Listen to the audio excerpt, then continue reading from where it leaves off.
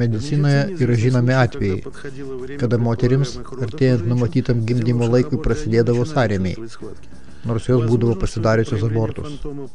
Gali būti, kad tai vaisiaus fantomo pasireiškimas, analogiškas DNR fantomui, eksperimentų keliu gautam akademiko Gariajevo grupėje.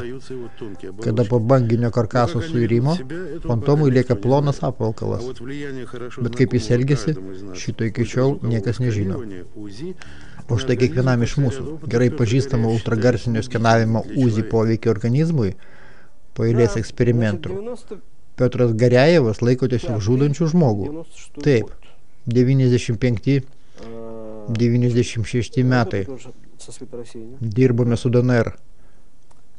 Nutariau, pažiūrėsiu, kaip DNR molekulė veikia ultragarsas.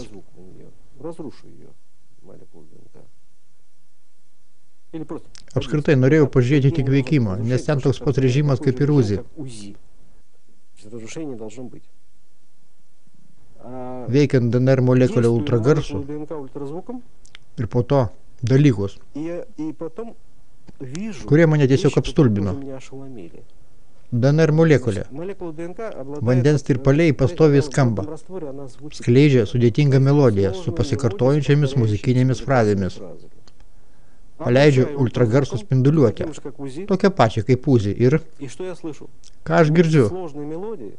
Vietoje sudėtingos melodijos liko viena nyki nata.